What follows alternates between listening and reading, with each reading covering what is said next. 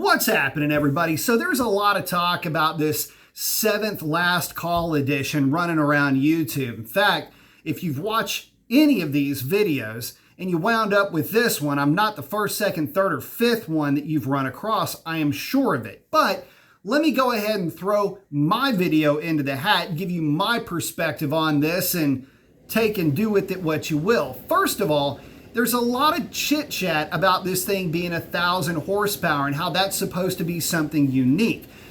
This is being fantailed by some tall tale that they keep blowing up engines because of reasons, which is an absolute joke because the aftermarket has been building 1,000 horsepower cars, not only with Dodge platforms, but with every other platform for a long time.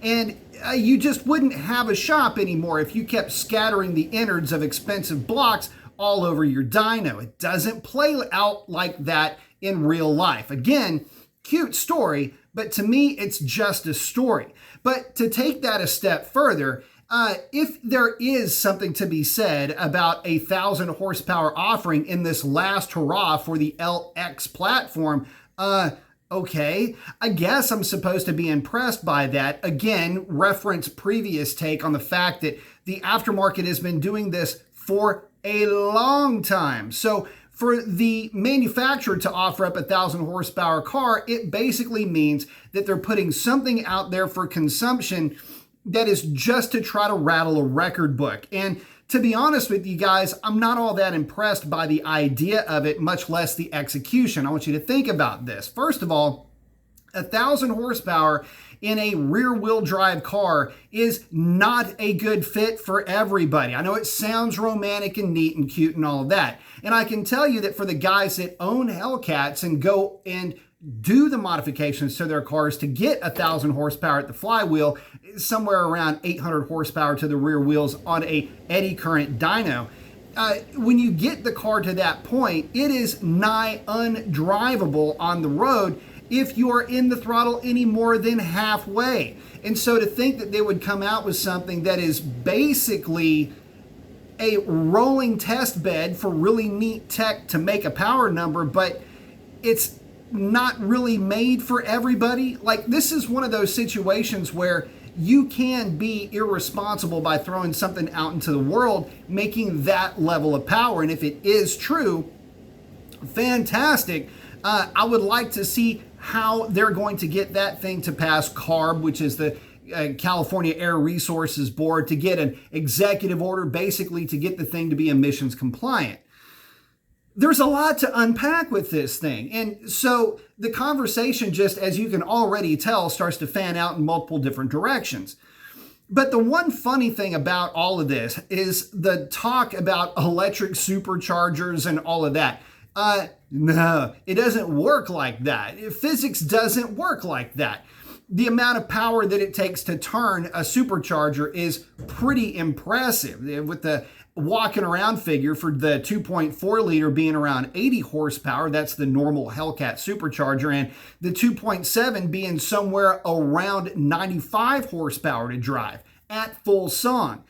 So to put that into perspective, an extra 100 horsepower just to turn a blower, well, that wouldn't make any sense. You would just use the 100 horsepower to turn the wheels, not the supercharger. It's an inefficient use of the power production.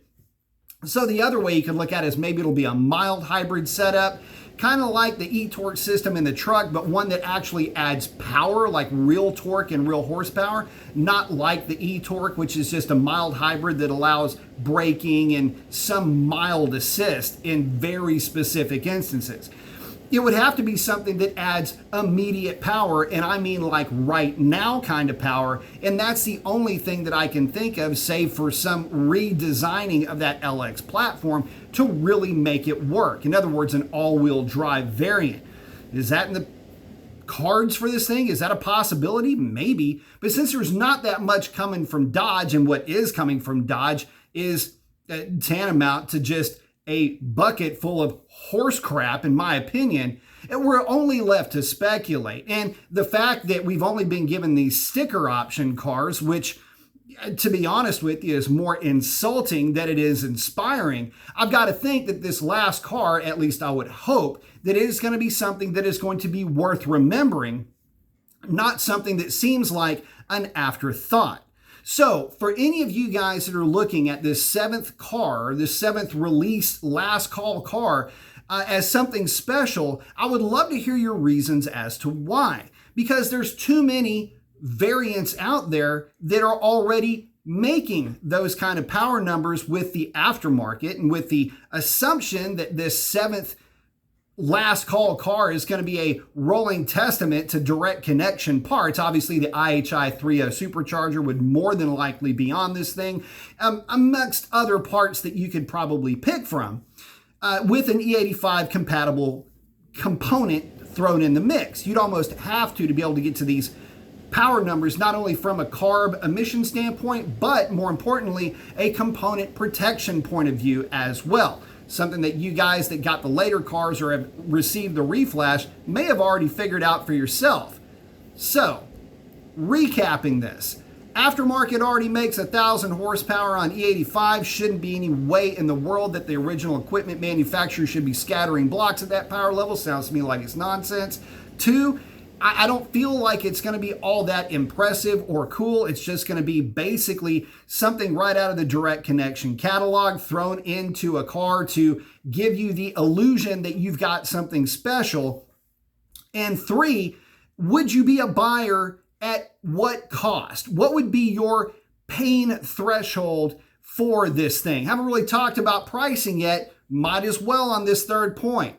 Dodge is already asking, or at least some dealers, I should say, are already asking astronomical numbers potentially for the sticker package cars. Do you honestly think that they're going to pass up an opportunity to make a bunch of top-end scratch on something that could potentially be the last performance variant of the LX platform, presumably a Challenger at this point? Do you honestly believe that this car is going to cost $130,000, $150,000, $180,000? What is your point of no return when it comes to paying just an obnoxious amount of money for a car that you can replicate through the aftermarket? And before you say, oh, it's special because it comes with the warranty and all this other stuff, guys, let me tell you something. The next one of those cars that I see at the drag strip will probably be the only one of those cars that I see at a drag strip. If you buy one at that nutty price, do you even expect to see the thing going down the drag strip where it's assumingly meant to be run?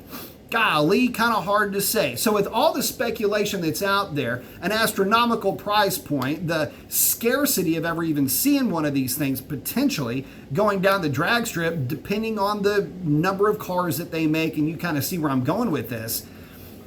For you guys that are well-heeled enough to cut a check for one, are you even interested in this thing? Is it even an investment? And the weird thing about this is that if you're touting 1,000 horsepower, and you're looking for a number in the quarter mile, electric, the Banshee, the 9 different power levels that you can select from, the thing that is making the internal combustion engine, at least in their eyes and in their marketing, obsolete. When that thing comes out and puts that, whatever they're going to call this seventh last call car, when it puts that car in its rearview mirror, how are you going to feel about that seventh car last call owner? When a Banshee that has no worries whatsoever about breakage, damaging components, or anything like that goes out and toasters their way down the quarter mile, only to put you behind them so you can see a nice view of their tail end exiting your life going down that quarter mile. And it will also do it on the street, mind you. How are you going to feel about that special edition then? Curious. Where does the marketing break down? Would love to hear your take on that, folks. Post up your comments. Let me know what you think. I'd love to hear y'all's opinions on what type of electric supercharger this thing's going to show up with. What do you think? How do you think that even comes to pass, considering that electric supercharging, the way it exists in the real world, is really only there as a lag step? In other words, it's a boost lag cover-up. It's a Band-Aid. What about an E85 variant? Are you interested in something that is a flex fuel E85 variant, hoping that that technology trickles down to your Hellcat? Is that the whole purpose of this thing? We don't know yet. Can we get some waterfalling of the technology? Will we actually be able to be proud to have that Mopar in our stable where the Demon guys, well, they've got the Red Eye and the Super Stock to keep them warm at night. That's a wrap on this one. We'll catch you on the next one. Adios.